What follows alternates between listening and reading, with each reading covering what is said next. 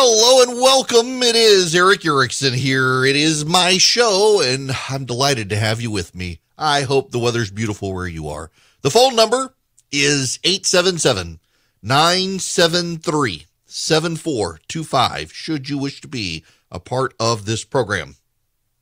There is a problem in the United States of America.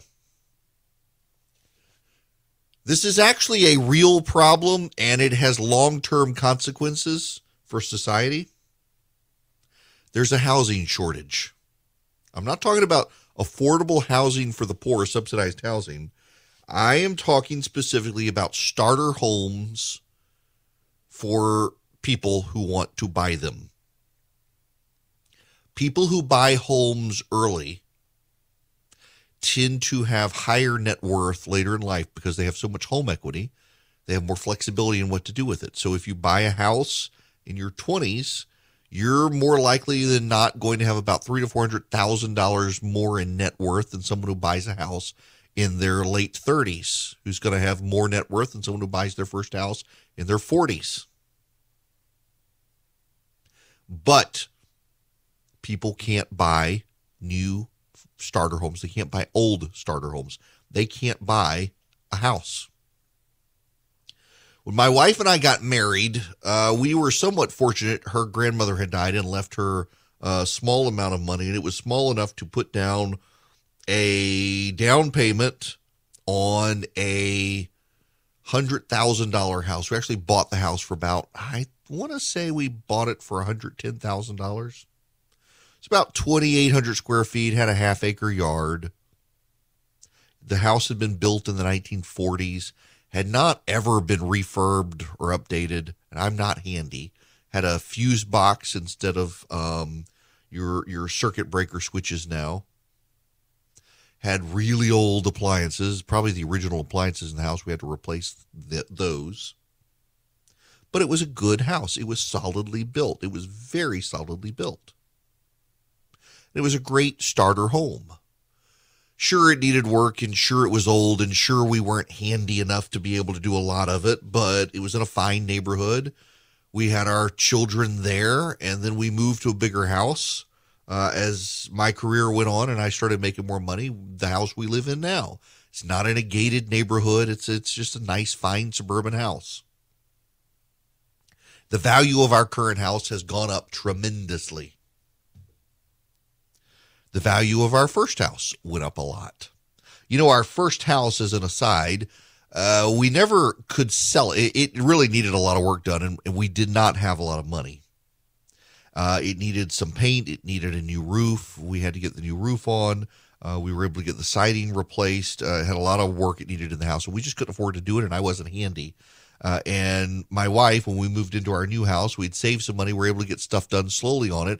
But my wife was desperate to get her motorcycle. My wife has a Harley Fat Boy. And I told her finally after a while, she'd pulled the I've got cancer card. I got to get the motorcycle. I said, listen, wife of mine, you sell this house we've had sitting there vacant for 5 years. I'll buy you a motorcycle. Damned if she did not have that thing sold within a week. She saw one of those "We Buy Ugly Houses" signs on the side of the road. She called the guy, sold our house, said, it's an ugly house. You want it, you can have it. Sold it. All we got, we didn't get a ton, just what we needed on the loan, really. Didn't make any money off of it, but got the house done, and she got her Harley. Took a week. Amazing. But we had a starter house. A lot of people can't find starter houses, and not only can they not find starter houses, people who are saving for their starter houses are renting, and rent is going up. So the money that they've been saving to put a down payment on for their first house, they're having to tap into to pay the rent, or they can't keep piling up the money for their down payment because the rent's going up. And then home prices continue to go up in general.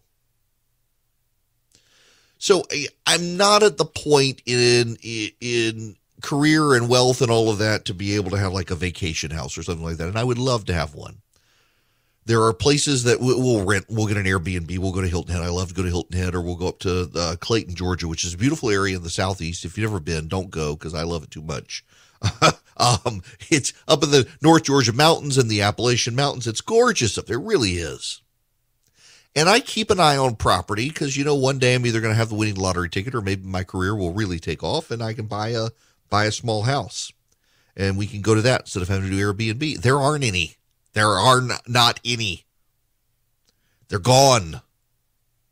And then for people who live in cities who want a starter house, if you want a starter home, you got to commute an hour and a half to your city job. It is a real problem in America right now, the lack of houses. And on top of that, a number of the people who listen to this show, and several of whom I've gotten to be friends with, are home builders around the country. And they all tell me that supplies are tight. So I got a roof put on our house a while back. First National Roofing in Atlanta. Highly recommend them. They were fantastic. And they had to deliver the shingles to the house 2.5 weeks before the project began, because otherwise it would be weeks later before they get the shingles. And the guy who delivered them was telling me this incredible story that on job sites, particularly for commercial businesses, he's delivering roofing supplies when the foundation of the building is being laid. They don't even have a building up, let alone a roof on, and he's having to deliver the roofing supplies because he says supplies are so tight. If he didn't deliver them then, they may sit a year and not be able to put a roof on. Pipes are tight, supplies are tight, roofing supplies are tight, supplies are tight, plywood and lumber supplies are more expensive and tight. It's more and more expensive to build one of these houses, and there's another problem coming. Interest rates are going to go up. Now, as much as we've never seen inflation in this country at the rate we're seeing it, we've never seen interest rates as low as we have. I've heard stories of people buying houses in the 70s and they had like 10% interest rates or higher. Thankfully, we won't have that. When I bought our first house, our interest rate, I think, was 4.5%. This house, when we bought, our first house, the interest was 4.5% because I was actually a lawyer for Bank of America and I got a good deal on an interest rate. And then when we bought this house, our interest rate was at 4%. We refied to 3.5, and then we refied again very recently, and we got a ridiculously low interest rate. I'll never refi again. But new people headed into the market, they're going to have to deal with the interest rates. But then that causes another problem. There will be a lot of people who suddenly can't afford to buy them. And you know what's going to happen in the supply-demand curve? The supply of houses is going to go up and the price is going to go down to incentivize people who need them, who now have high interest rate loans or higher interest rate loans. They're still not going to be that high. And Philip and I were talking the other day, and we think it's going to be regional. There are pockets of the country where people are in their houses and they are their forever houses. They're not going to leave. They're not going to sell. They will not be impacted by this at all because they don't have variable rate interest rates anymore. They just locked in a low interest loan, and they're going to be locked in and they will be fine and they will never move. But there are a lot of people who wanted to flip houses, and they bought up a lot of houses with a lot of low interest rates, and they want to flip these houses. And guess what? Interest rates are going to go up. It's going to be harder for people to get loans. It's going to be more expensive. House prices have gone up. And here's the thing people forget. If inflation this year is 7.5% and next year inflation is 3%, it doesn't mean that inflation fell into negative territory and came back up. No, it means inflation's still going up, just not as fast. So it's not like the prices come down a lot, but prices are going to crash. There's going to be a housing bubble. This is all so foreseeable at this point. There will be probably regional on a case-by-case basis, depending on the underlying circumstances of areas of this country, there will be housing crises or housing crashes. I suspect vacation homes are going to be one of them. People got in with these low interest, no interest loans with the pandemic. They moved to places where they thought they could be fine. The economy's opening. Employers are going to want people back in the office. They're going to start trying to sell their houses. There's suddenly going to be a flood of vacation houses, and those house prices are going to go down. But that leaves us the problem of the new homes and the starter homes. and the working poor who want houses. The government solution is going to be subsidized affordable housing. These people don't want subsidized affordable housing. They want a house of their own. And until we can get a handle on the economy and supply chain issues, that's not going to happen. Something is probably going to give in the economy to shake things up when you have this many people out there who are willing buyers, who have money, who want to buy. Something's going to shake up to get those people's money. Now, the problem is one of the things that's happening is major corporations are out buying up all these houses and turning them into rental properties. And people who want to build equity and build net worth, they don't want to rent. My fear here is when the shakeup comes and the bubble bursts, the government's going to bail out a lot of these companies, and they shouldn't. These companies made a bet. The bet has played out. The government's going to let them fail or should let them fail. Otherwise, there's going to be moral hazard. They will incentivize more people getting into these sorts of markets and buying up a lot of houses to deprive first-time homeowners of homes. There will be real problems and more moral hazard that has to be sorted out. There is really no answer right now for the new home buyer, though. As interest rates go up, though, and the economy slows down, you will start seeing people who bought a lot of houses to flip suddenly having a hard time, and those prices will come down and housing will become available. It's not like we've had a massive burst of population growth in this country. We haven't. In fact, our population's receding in this country. We just suddenly have a lot of people who really want their first homes, who are at the age to get them, and there are none to be had because of inflation, supply chains, corporations buying up the properties and the like. That will sort itself out, but it'll probably be painful when it does.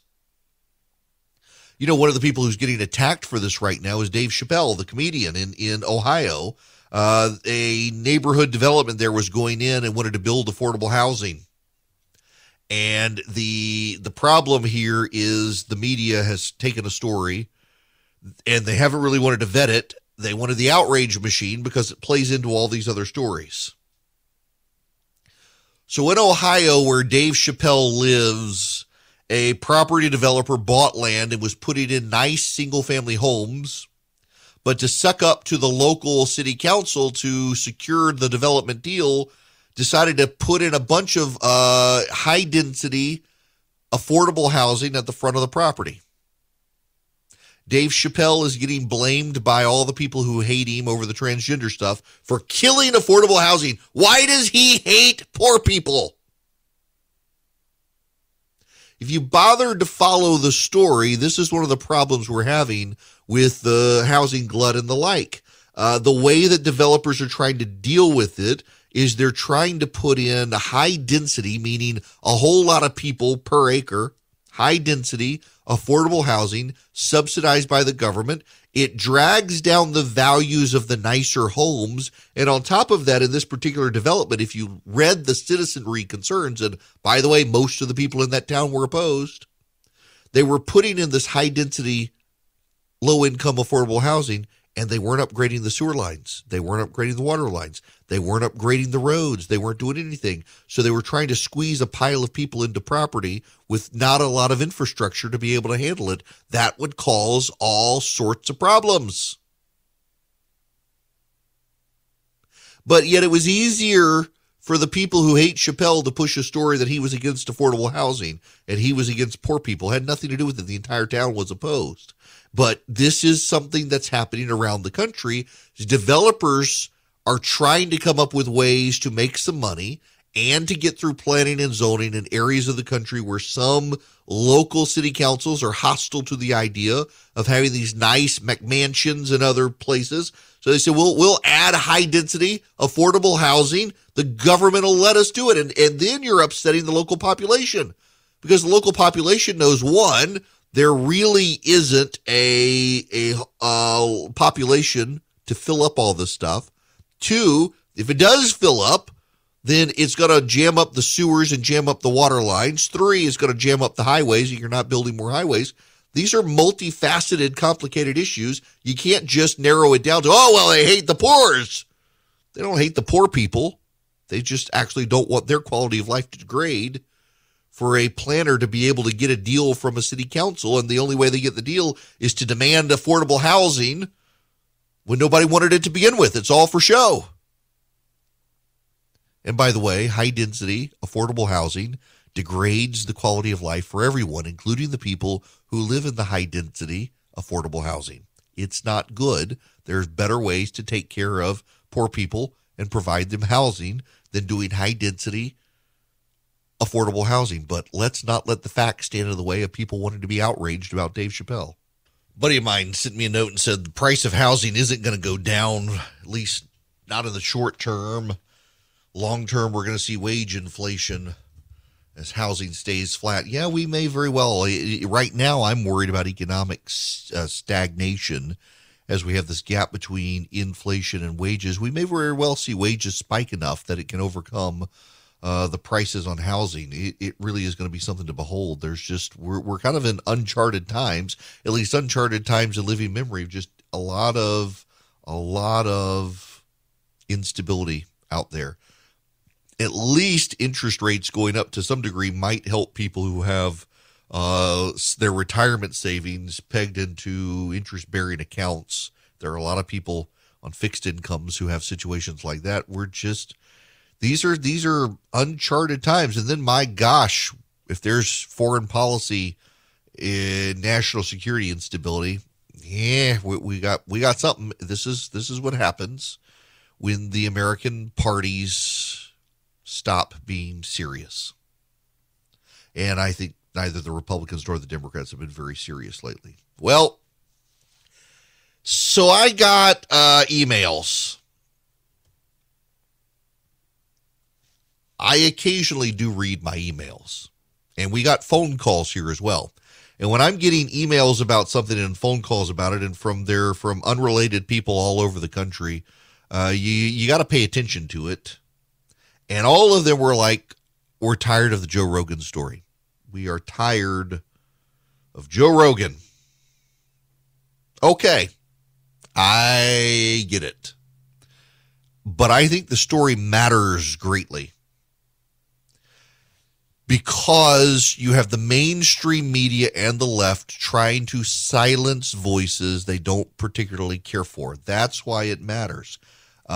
Being censorious of dissenting views, particularly when so much of the censorship now comes from the private sector on behalf of progressives in government, shakes up the dynamics out there. Allison Camerata was on CNN and said this. Well, I admit I'm out of ideas for what to do about Joe Rogan. I'm officially out of ideas. Why did you need an idea of what to do about Joe Rogan? Why not let him speak? There's a story in one of the Vox kids, which is always a problem. Comedy's existential crisis. Is comedy about telling truths and speaking truth to power? Or is comedy about making people laugh? Now, I'm sorry. I would have you believe that comedy is about making people laugh. And if you can make people laugh by telling painful truths on stage, well, go for it. But lecturing people, a comedian lecturing people in a boring way or in an angry way, it's not really funny. And comedy is about making people laugh. And the left these days want to destroy comedy and go after any comedians that make us laugh, when really we need more laughter right now. Hello there, it is Erick Erickson here. The phone number is 877-973-7425. We need to talk about the Gazpacho police. If you haven't heard, Marjorie Taylor Greene. No, wait just a minute. You don't even know what I'm going to say before you blow up on me. Marjorie Taylor Greene was speaking, I think, on OAN, that news service nobody watches. She had this to say. Did you know that if a constituent of mine wants to come visit me in my office, or constituents want to visit their representative, the Capitol Police will investigate them, which is absolutely absurd. They're investigating our staff, looking at their social media. They're even checking into people that go to our events outside of Washington. Mm-hmm. So everything is completely out of control. Not only do we have the DC jail, which is the DC gulag, but now we have Nancy Pelosi's gazpacho police spying on members of Congress, spying on the legislative work that we do, spying on our staff, and spying on American citizens that want to come talk to their representatives. The gazpacho police, instead of the Gestapo, the East German police, gazpacho, the cold tomato soup police. We can have a laugh here, but I got something to say.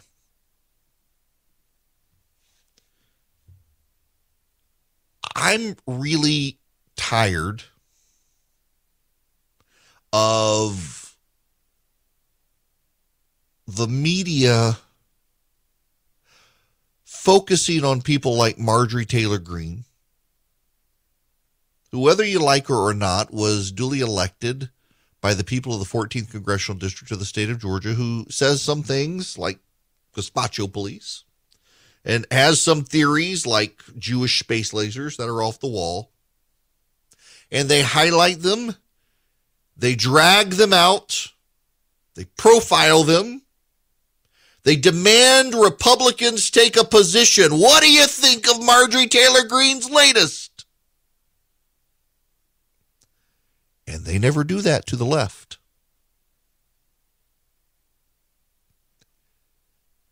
They never go up to Democrats and ask them what they think about Sheila Jackson Lee. Sheila Jackson Lee is a member of Congress who represents part of Texas around Houston, who asked NASA if they could take the Mars Pathfinder rover and drive it over to where Neil Armstrong had landed and see the flag. That happened. That happened. Did they go out and ask Democrats, what do you think about this idiot Democrat from Texas who thought Neil Armstrong landed on Mars? No, the hell they did not. Hank Johnson, Democrat from Georgia in Congress, was worried, openly worried in a hearing that Guam was going to tip over. He, in a hearing, speculated that if we add too many people to the island of Guam, that it would tip over. He believed this in a hearing. Did they ask anybody what they think about it? Did they ask anybody? Did they inquire about it? No. No, they didn't. They didn't shove microphones in people's faces in Congress and ask if Guam was going to capsize. They didn't do it. It was remarkable. But they want to ask Republicans about Marjorie Taylor Greene. That at its widest level is 12 miles from shore to shore, and at its smallest level or smallest location, it's 7 miles between one shore and the other. Is that correct? I don't have the exact dimensions, but to your point, sir, I think Guam is a small island. Very small island, and about 24 miles, if I recall, long. So 24 miles long, about 7 miles wide at the least widest place on the island, and about 12 miles wide on the widest part of the island. And I don't know how many square miles that is. Do you happen to know? I don't have that figure with me, sir. I can certainly supply it to you if you'd like. Yeah, my fear is that the whole island will become so overly populated that it will tip over and capsize. We don't anticipate that. The Guam population, I think, currently about 175,000, and again, with 8,000 Marines and their families, it's an addition of about 25,000 more into the population. The whole island will become so overly populated that it will tip over and capsize. That was a member of Congress in a congressional hearing to an admiral of the fleet. And he thought Guam would capsize if you put 8,000 Marines on it. Did the media go shove microphones in Democrats' faces and say, what do you think about this idiot? No, they did not. Democrats get to say outlandish things all the time, and no one ever has to apologize for them. The Squad is notorious for absolutely asinine statements. But when Marjorie Taylor Greene says gazpacho police instead of Gestapo police, Katie, bar the door, here comes the press corps. What do you think about it? What do you think about it? What do you think about it? It's a double standard. Yes, there have been some times lately where Democrats have had to answer, but why did they have to answer? Because so many regular people were so vocal and loud about it that the media felt compelled to get involved. When what's her name, was it Rashida Tlaib, said F the president or impeach the effer? Suddenly, I mean, the Democrats have been saying we aren't going to impeach, and suddenly she exposed they were.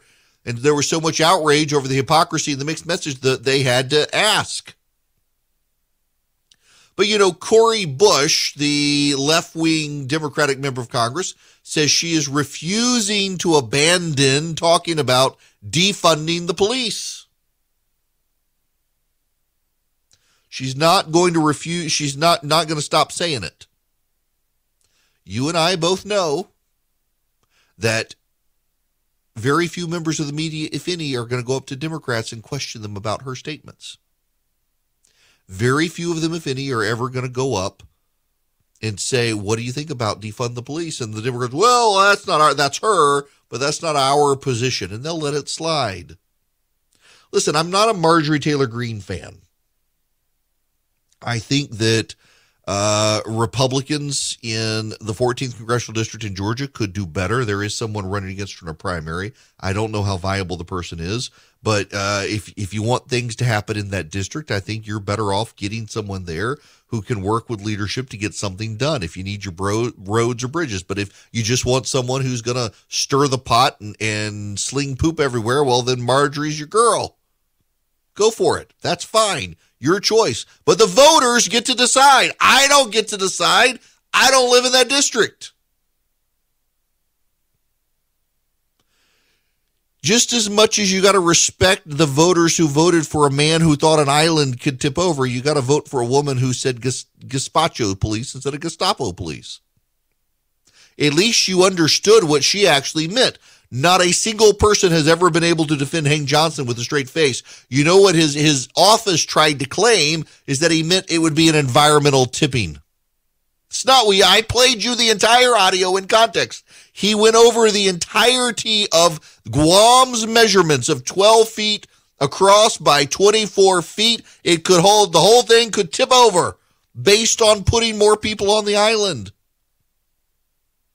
No one could defend that. At least with Marjorie Taylor Greene, you can say, well, she misspoke. She meant Gestapo, not gazpacho. You couldn't do that with him. You couldn't do it with Sheila Jackson Lee, thinking that Neil Armstrong had landed on Mars. You can't do it with Ilhan Omar on her abrasive anti-Semitism. But time and time again, they want to ask us about people like Marjorie Taylor Greene. and they want to give a pass to the Democrats. This is one of the very many reasons so many people don't believe the press. There's a lawsuit going on right now. Court hearings. Sarah Palin has sued the New York Times. Back in 2011, I think it was, Jared Loughner shot then Congresswoman Gabrielle Giffords. Did not kill her, caused her brain damage.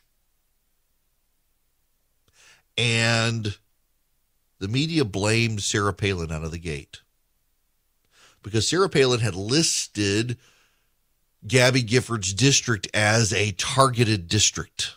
It was a swing district. People have been saying targeted district for decades.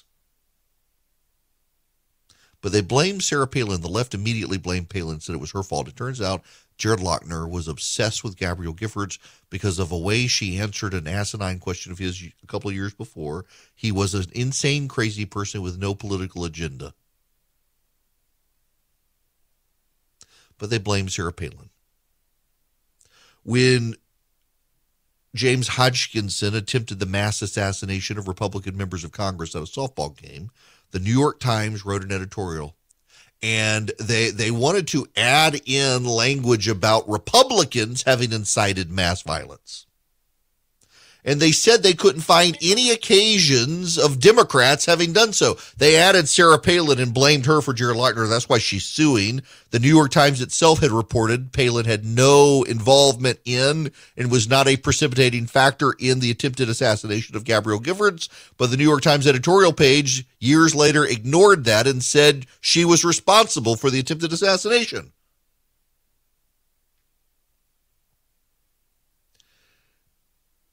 Problem is that the editorialists couldn't find any examples of Democrats engaging in heated rhetoric that would lead someone to violence. That's what they're saying on the stand. That's what they're testifying. So Democrats saying Republicans want you dead, Alan Grayson, apparently wouldn't inspire people to violence. Democrats running ads showing Paul Ryan shoving grandmothers off cliffs. Apparently that doesn't lead people to violence. Barack Obama saying take guns to knife fights, or telling Hispanic voters Republicans are your enemy, or telling his voters to get in their neighbors' faces and argue. Apparently, none of those things were calls to violence, according to the New York Times. They're absolutely dumbfounded by how anyone could think any Democrat had ever inspired anyone to violence against Republicans. But that Sarah Palin, she was responsible for Gabby Giffords, even though she wasn't. It had already been debunked. That's why she's suing. And yet, they're too clueless. They hold both parties to completely different standards. Yeah, Marjorie Taylor Greene misspoke. But Marjorie Taylor Greene, never in a congressional hearing, explained how she thought putting people on an island would cause the island to capsize. Now, I want you to clean the air. There's a lot of air that needs to be cleaned out there. The Eden Pure Thunderstorm can clean the air in your home. It actually cleans the air. It doesn't mask odors. It eliminates odors. It also gets rid of the mildew, the mold, the bacteria, the pollen that's floating in the air. If you got allergies, there you go. The Eden Pure Thunderstorm, right now you can buy one and get one for free. What you do is go to EdenPureDeals.com and you will see a box asking for a discount code, and you put in Eric Bogo, ERICKBOGO. You'll see the Eden Pure Thunderstorm deal. You get two of them for less than $200. One of them you get for free. You put it in your cart, and at checkout, you'll see the discount code box. Put in Eric Bogo, ERICKBOGO. You will get one for free, the Eden Pure Thunderstorm. It is a filterless air purifier. It cleans the air. You can wipe it out on occasion. It works great. You can take one in your car or your RV and eliminate the odors. You know, if somebody's been smoking in a rental car or the hotel room is musty, it works to wipe out those odors. You go to EdenPureDeals.com and you put in my discount code, Eric Bogo, ERICKBOGO. You buy one, you get one for free. Hello there, it is Eric Erickson here. The phone number is 877-973-7425.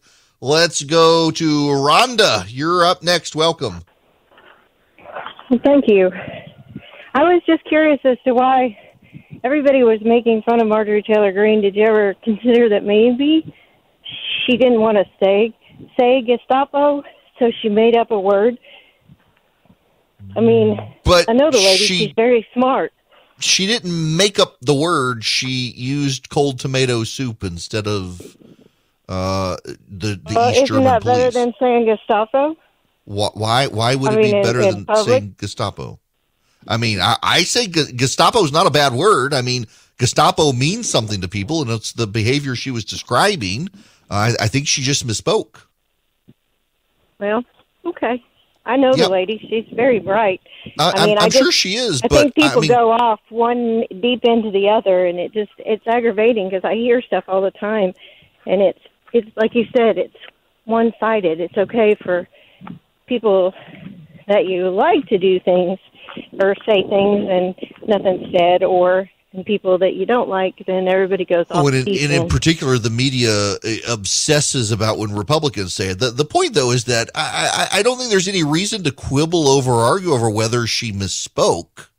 There's not some grand five-dimensional chess here. I mean, she was describing Gestapo but said gazpacho. Gazpacho, Gestapo, there's no reason not to say Gestapo. It's not a dirty word. She just misspoke. And my point is that the media wants every Republican to comment on Marjorie Taylor Greene misspeaking and never once will shove a microphone in the face of anyone on the Democratic side when they misspeak. And it was misspeaking. Everybody misspeaks. My gosh, the number of times Joe Biden has misspoken. And they always say, well, we know what he meant. We know what he meant. You know what Marjorie Taylor Greene meant. Yes, I find it very funny. She said gazpacho. I do. I find it very funny. But I find it funny. That's it. I knew what she meant.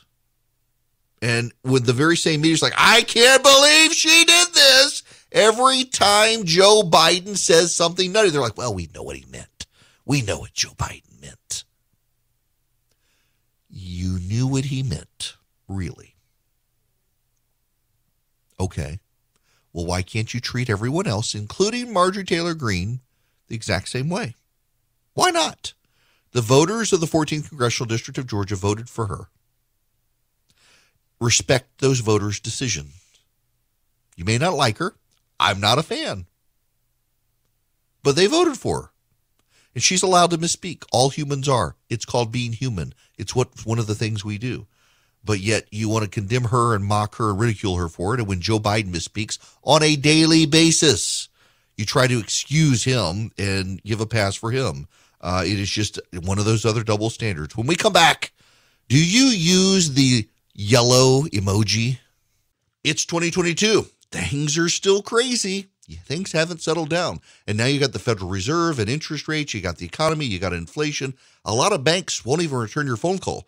Let's say you're a small business and you need a loan for $750,000 or higher. You see an opportunity where banks, they don't even want to see you. You want to buy a building, you want to build a building, reach out to the Frost family at First Liberty Building and Loan. They've been helping small businesses become big businesses since the 1990s. They want to help you if they can. So spend 10 minutes with them. See if you're a good fit for them and they're a good fit for you. Their website is firstlibertyga.com. That's firstlibertyga.com. Again, you need a loan, $750,000 or higher. You're a small business and you see an opportunity to grow. Share it with the Frost family and see if they can help you. Firstlibertyga.com. That's firstlibertyga.com. First Liberty Building and Loan can help businesses nationwide become bigger businesses. For the ones who work hard to ensure their crew can always go the extra mile, and the ones who get in early so everyone can go home on time, there's Grainger, offering professional-grade supplies backed by product experts so you can quickly and easily find what you need. Plus, you can count on access to a committed team ready to go the extra mile for you. Call, click Grainger.com, or just stop by. Grainger, for the ones who get it done.